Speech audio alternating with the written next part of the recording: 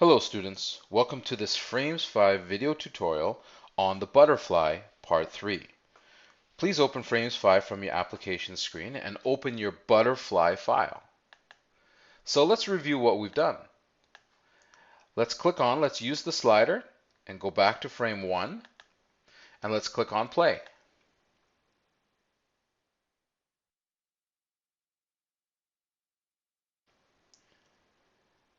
Now, no matter what we do to that butterfly, there are limitations of what we can do. Right now, it does not really look like a completed animation. It doesn't really look convincing. So what we're going to do is we're going to add a background that's going to make it look a lot more convincing. Okay, in your timeline, use the slider and go all the way back to frame 1. Okay, let's find a suitable background. So on the right-hand panel, let's click on the library panel again. Now, it might go back to where you found the butterfly clip art. If it did, then you need to go back to the home page of the library. So you can click on the home button here. It says move to the library home. Now, if you closed frames, or if this is a different period, then it will probably go back to the home automatically. So this is the screen we want. We want it to go to the library home page. All right, so because we want a background, we have to go into the backgrounds folder. So let's double click on the backgrounds folder. Okay. And then I want you to look in the landscapes folder. Okay, and it will load a number of landscapes, maybe 20 or so. So what I want you to do is I want you to think of a good landscape for your butterfly. So just a suggestion, don't use the seafloor. Okay, so have a look at them. Which one would you like? There are a lot of good ones, a lot of appropriate ones.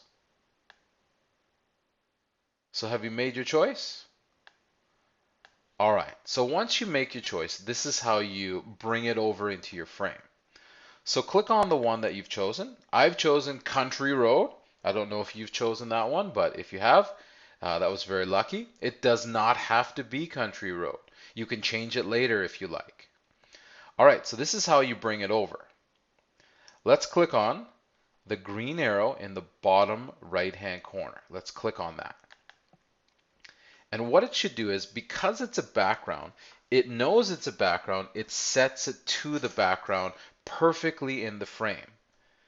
This is the advantage of using a background. Now, if you just use the normal clip art, it wouldn't fill the whole frame. That's why we want to go in the backgrounds folder. Okay, do you like your background? So at this point, if you don't, you can change it.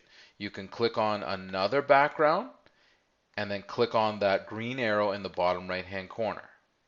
It'll take a few seconds, but then you can change it. Okay, like I said, there are a lot of really, really good ones. Okay, I'm going to go back to Country Road. Okay. All right, so now we don't want to do that step for every single frame. Some people's animations, you may have 30 frames, you may have 50 frames. That would take a long time to set each frame to that background. So there's an easy way to do it. All right, so on the right hand side, let's bring back the Tools panel.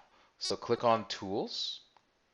And if you've done that, you'll see here, it will show you a preview of the background, and then it'll give you a button called Apply to All Frames. So let's click on that button, Apply to All Frames. Now you'll see in your timeline that that background is set perfectly for all your frames. Okay, so let's watch it. Let's hit play and see how much more realistic your animation looks now that there's a background. So much better, right? Okay, so now that you've watched the animation, you can watch it again if you like. It should end up on the final frame in your timeline. Okay, so if it doesn't, click on the final frame in your timeline. Let's go up to the top toolbar and click Duplicate. So what we've done is we've created a copy of that last frame. So this is going to be our credits page. So from the tools, let's click on text tool, the T button, and it'll create a text box in the middle of your screen. Let's double click inside of it, and I want you to type in the title of this animation, the butterfly, capital T, capital B. Then hit the enter button on your keyboard. I want you to type by, capital B, Y, and then the colon symbol, and then your first name, your last name, and your class.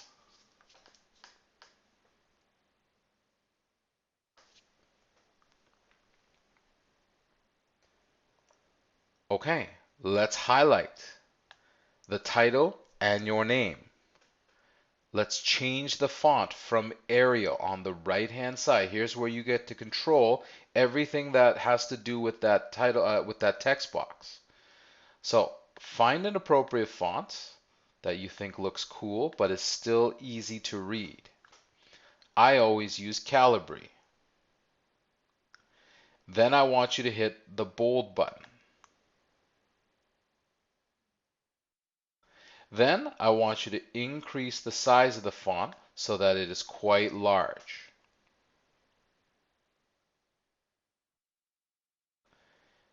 Then I want you to hit the center button right here. Center that text. Okay, so whatever size font you chose, I want you to remember that number here. Here it is right here.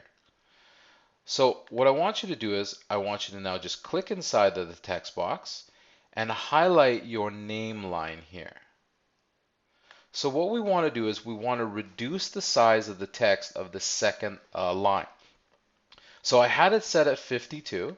So what I'm going to do is I'm just going to click the down arrow here, and I'm just going to reduce that font slightly, maybe to 45, just so that it appears smaller than the main title. Actually, I'm going to go even further. I'm going to go to 40. Okay? All right. So let's click outside of that text box. Okay. Now, let's use the shape tool on the right-hand tool panel, and I want you to click on the rectangle tool. So what I'd like you to do is, I'd like you to create a rectangle that covers your text. Now we're going to keep the stroke color black, but you can change the stroke color if you wish. But I do want you to make sure that the fill button is checked off and it's set at solid color. Then I want you to choose a background color that will look nice against your background image. Now what I want to do is I want to have the text box obviously in front of this shape that we've created. So I've got the shape highlighted or selected. I'm going to go up to the options menu and I'm going to look for send to back. Okay, let's try send to back. And what that should do is it should send the rectangle behind the text box. So now what I want you to do is I want you to click on the text box and center it perfectly inside that rectangle. Now, I want you to start outside of the rectangle, click and hold the mouse button, and drag a box so that you're touching the text box and the rectangle, so that you're covering the rectangle and the text box together.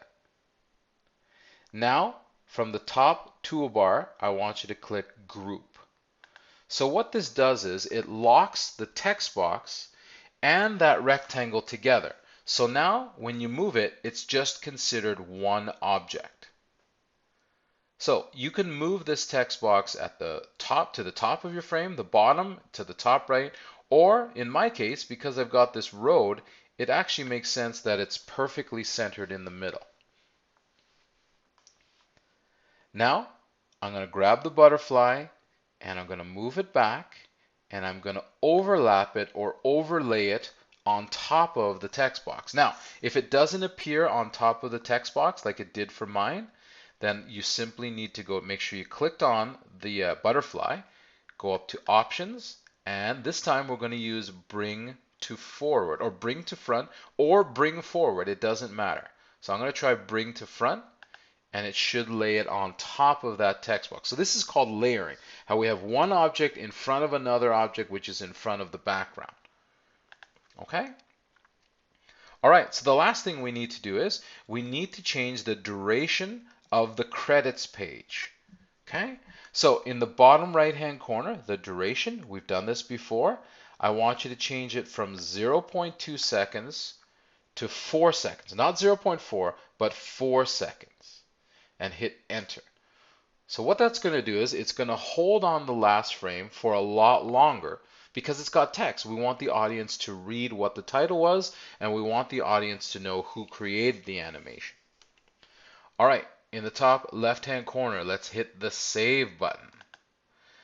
All right, this is going to be very exciting. Now, let's use the slider in the timeline. Let's go all the way back to frame 1. And the best part, let's hit play.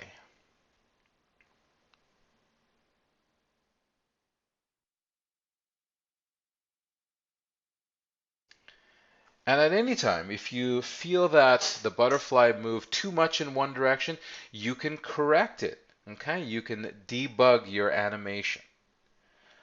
Okay, so let's hit save again. If it's ghosted out, then you're okay.